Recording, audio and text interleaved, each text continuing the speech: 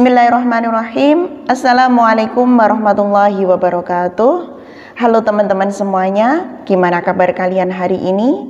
Semoga kita semuanya selalu dalam lindungan Allah, menjalankan aktivitas dengan sebaik mungkin, dan tidak lupa kita selalu mengucapkan sholawat kepada baginda Rasulullah Muhammad SAW.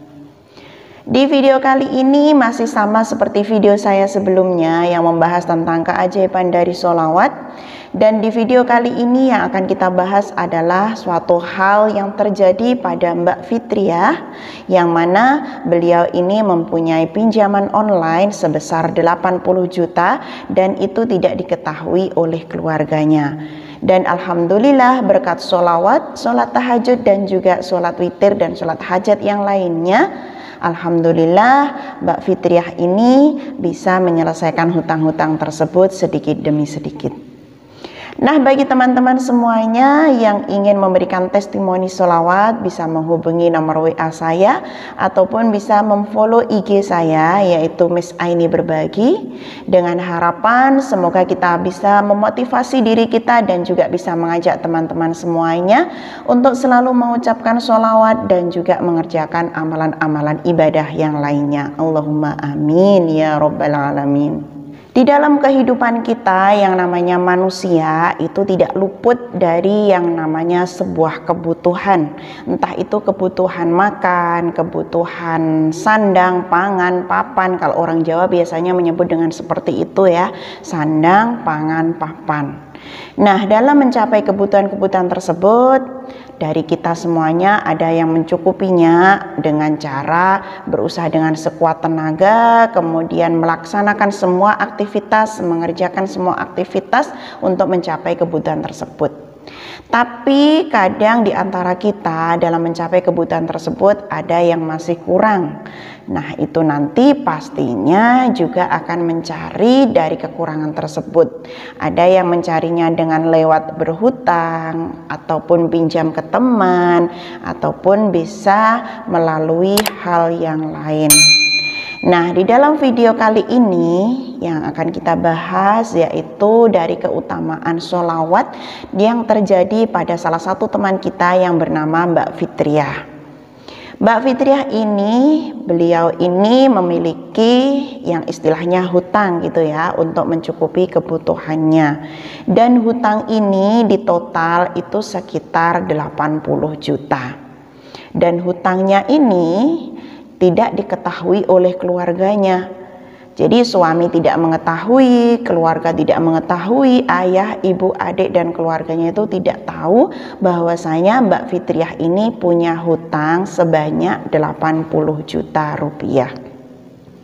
Dan ini hal yang membuat Mbak Fitriah itu merasa susah, merasa gelisah, dan juga merasa dirinya itu hancur. Kalau menurut di dalam cerita, ini adalah hal yang membuat dia itu hancur.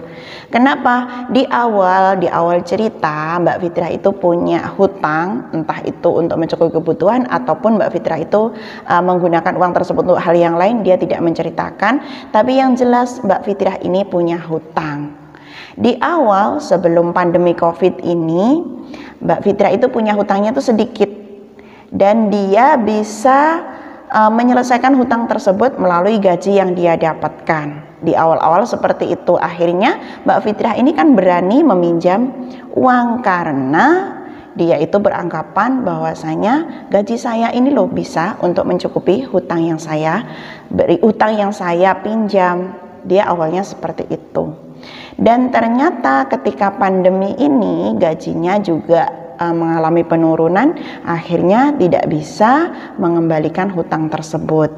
Dia pinjam dari satu tempat ke tempat yang lain, istilahnya kayak gali lubang gitu ya. Tempat yang satu selesai, dia pinjam ke tempat yang lainnya.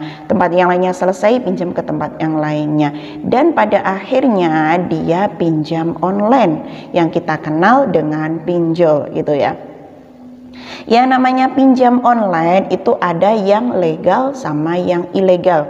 Kalau yang legal, yang resmi itu fine aja. Jadi nggak ada permasalahan. Tetapi untuk yang ilegal itu banyak sekali permasalahannya. Kadang belum jatuh tempo gitu ya, sudah diteror, sudah disebar data-datanya, itu kalau yang ilegal. Nah, akhirnya setelah hutangnya itu belum terselesaikan dan Mbak ini pinjam online di satu tempat ke tempat yang lainnya, banyak sekali yang pinjam online. Akhirnya lama-lama suaminya itu juga tahu, kemudian ayah ibunya juga tahu, sampai memaki-maki dia. Nah, untuk kelanjutan ceritanya kita lihat pada chat dari Mbak Fitriah ini.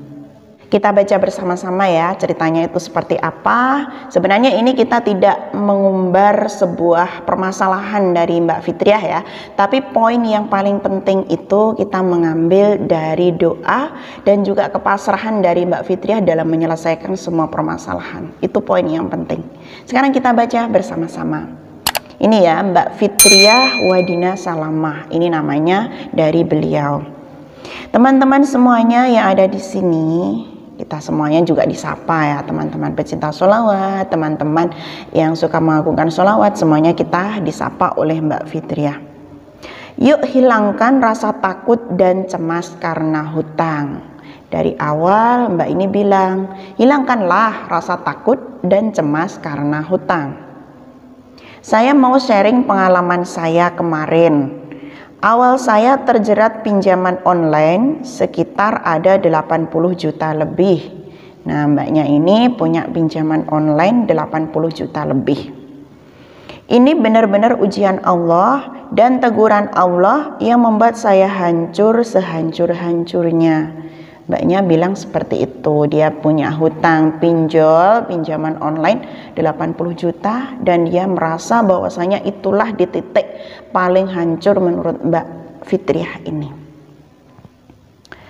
Kemudian di mana awalnya saya pinjol legal, dia awalnya itu kan pinjam online secara legal. Alhamdulillah lancar selalu bayar, walaupun gali lubang tutup lubang. Dan saya pikir saya bisa bayar dengan gaji saya. Dia kan bilangnya seperti itu. Awalnya pinjol itu, pinjam online legal itu dia bisa membayarnya secara gajinya. Gajinya dia itu digunakan untuk membayar. Tapi karena pandemi, gaji saya setiap bulan selalu dipotong. Dan hasilnya saya tidak bisa bayar pinjol. Dan saat itu saya kejebak di pinjol ilegal. Jadi yang pertama tadi dia pinjam online-nya secara legal. Kemudian karena tidak bisa membayar secara tepat waktu karena gajinya terus kepotong, akhirnya dia pindah haluan menuju pada pinjaman online yang ilegal. Kita lanjutkan. Dan di mana penagihan sudah gencar-gencarnya, H-2 jatuh tempo. Karena saya nggak tahu harus apa saya pinjol ilegal lainnya. Karena jatuh tempo H-2, dia kan kebingungan ya, banyak sekali kan, ya lumayan ya 80 juta lebih itu kalau menurut saya banyak sekali gitu. Dari pinjaman online satu, dia akhirnya pinjam ke pinjol lainnya yang sama-sama ilegalnya.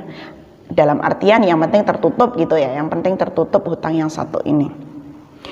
Dan akhir menumpuk dan bingung harus bayar, dan saya takut ditagih dan disebar data saya di kontak saya, karena dia itu takut datanya disebar di kontak, takut dia dibilang ini itu, akhirnya dia ambil pinjol yang ilegal yang lainnya, gali lubang tutup lubang gitu ya. Tapi kalau di awal tadi masih pinjolnya itu legal, tapi yang kedua ini sudah pinjolnya ilegal. Kemudian dan akhirnya saya pinjam sama teman-teman, sama saudara, ada beberapa yang mau pinjamkan, tapi nggak kunjung selesai. Dia selain pinjol satu ke tempat yang lainnya, dia juga pinjam ke teman-temannya, ke saudaranya, tapi tidak kunjung selesai. Awalnya suami nggak tahu kalau saya banyak hutang. Akhirnya saya sudah stres, dan saat itu saya baru selesai melahirkan. Masya Allah, ini loh ya, suami itu tidak tahu kalau dia punya hutang banyak. Akhirnya dia itu stres, apalagi dia baru saja melahirkan. Dan saking stresnya, anak nggak saya perhatikan penuh.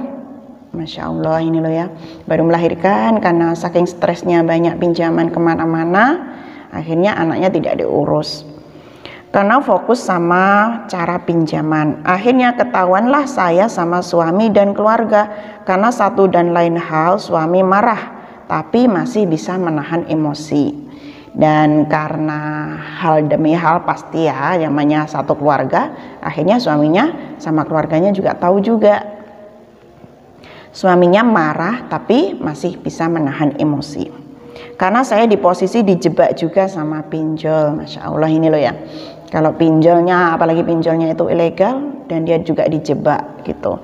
Masya Allah posisinya benar-benar susah gitu ya. Dan ibu saya marah besar sampai saya disumpahin macam-macam sampai nggak dianggap anak.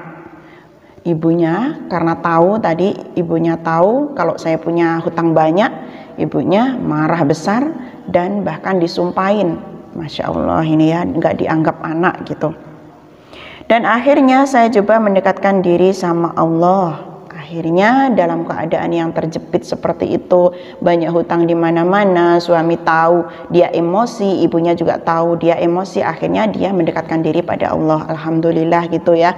Jadi ada hidayah pada waktu itu, walaupun dulunya juga mendekatkan diri, tapi sekarang lebih mendekatkan diri lagi kepada Allah. Kemudian sholat 5 waktu dan tahajud. Jadi dia mendekatkan diri sama Allah, sholat 5 waktu, tahajud. Dan suami suruh saya jalankan amalan sholawat munjiat. Suaminya itu menyuruh untuk mengamalkan sholawat munjiat. Dan saya diajak suaminya itu mengajaknya ke Abu Yasai di Banten, minta didoakan beliau. Alhamdulillah suaminya itu juga menyuruh untuk mengamalkan sholawat munjiat sebanyak mungkin. Kemudian diajak ke kiai yang bernama Abu Yasai di Banten, minta didoakan. Alhamdulillah dari situ rezeki nggak disangka-sangka. Suami dapat fee dari klien-kliennya. Ini ya, Masya Allah, Alhamdulillah. Setelah Mbak Fitriah ini mendekatkan diri sama Allah, sholat 5 waktu, tahajud, memperbanyak sholawat munjiat, Alhamdulillah Allah membukakan, yaitu suaminya itu dapat fee dari klien-kliennya. Masya Allah. Dan saya bisa melunakkan hutang-hutang saya, meskipun belum semuanya di teman-teman saya, dan sedikit demi sedikit bisa mengurangi hutang dari Mbak Fitriah ini, walaupun belum bisa langsung gitu banyak ya, karena kan lumayan banyak segitu itu, tapi lambat laun dia bisa melunakkan hutang-hutang tersebut, bisa terkurangi hutangnya sama temannya, sama saudaranya, itu lambat laun bisa terkurangi. Tapi teman-teman saya mengerti dan memberikan kelonggaran. Ini kan juga Masya Allah ya, teman-temannya itu juga mengetahui keadaannya dan juga memberikan kelonggaran. Jika belum ada uang, jangan dipaksakan. Masya Allah, sholawat, sholat tahajud, dan sholat hajat ikhtiar saya buat mendekatkan diri dengan Allah dan minta pertolongannya. Jadi mbaknya ini bilang melalui sholawat, sholat tahajud, sholat hajat, Allah mendekatkan, maksudnya dia itu mendekatkan diri kepada Allah melalui jalan tersebut, melalui memperbanyak sholawat, sholat tahajud, sama sholat hajat. Kemudian di akhir dia bilang, saya hanya bisa bagi pengalaman agar teman-teman semua di sini tetap istiqomah dalam beribadah. Alhamdulillah Mbak Fitriah ini sharing pengalaman agar kita itu selalu tetap istiqomah dalam menjalankan ibadah. Dan saya harapkan jangan kalian pusingkan hutang sampai kalian menyakitkan diri kalian. Dia bilang seperti itu, walaupun kalian itu punya hutang yang banyak, jangan terlalu dipusingkan, jangan terlalu menyakiti diri kalian sendiri. Kadang kan juga ada ya, karena terlilit banyak hutang, akhirnya dia cenderung menyakiti dirinya sendiri. Kadang bahkan ada ya yang itu sampai bunuh diri gitu, Masya Allah, karena terlilit banyaknya hutang, dia nggak sanggup membayar, akhirnya dia bunuh diri. Maksudnya Mbak ini juga mungkin seperti itu, atau dia menyakiti dirinya sendiri, terlalu stres, akhirnya tidak mau makan dan sakit. Nah itu jangan sampai seperti itu. Mbak Fitriah bilang seperti itu. Jika ada uang, bayar, dan jika tidak ada, nggak usah dipaksakan, penuhi kebutuhan diri dulu. Jadi yang pertama dipenuhi kebutuhan diri, baru setelahnya membayar hutang. Sebelum ditagih, datang ke orang yang pinjam, bilang jika uangnya belum ada. Bilang kalian sedang berusaha buat cari uang. Jangan dijanjikan kapan bayarnya. Dia bilangnya seperti itu. Jadi utamakan keperluan dulu, baru kalau setelahnya membayar hutang tersebut. Dan bilang kalau belum ada hutang dan berusaha. Jangan sampai memberikan janji. Nah, itu pesan-pesan dari Mbak Fitriah mengenai hutang yang banyak tersebut. Nah, dari cerita Mbak Fitriah ini kita bisa mengambil hikmah bahwasanya semua permasalahan di dunia ini pasti ada yang namanya penyelesaian. Dimanapun ketika kita itu mau berusaha, apalagi dibarengi dengan berdoa, maka insya Allah juga akan memberikan jalan kepada kita. Entah jalannya Allah itu seperti apa. Dan terutama lagi dan lebih utamanya lagi, kita berusaha untuk mendekatkan diri kita kepada Allah. Jangan lupa untuk sholat tahajud, sholat hajat, dan memperbanyak sholawat. Kalau Mbak Fitriah ini tadi yang dibilang di sini, Mbak Fitriah ini memperbanyak sholawat munjiat. Sholawat munjiat itu juga sholawat yang hebat sekali. Dan untuk faedah-faedahnya kalian bisa melihat pada video saya sebelumnya yang membahas tentang kehebatan dari sholawat munjiat ini. Nah, itu tadi untuk video kita yang membahas tentang keutamaan sholawat, the power of sholawat yang terjadi pada salah satu teman kita, yaitu yang bernama Mbak Fitriah. Semoga kita bisa mengambil hikmahnya dan lebih mendekatkan diri kita kepada Allah dengan berbagai percobaan ujian yang menimpa kepada kita semuanya. Tentunya pastinya juga akan ada namanya penyelesaian. Wa akhiran, wassalamualaikum warahmatullahi wabarakatuh.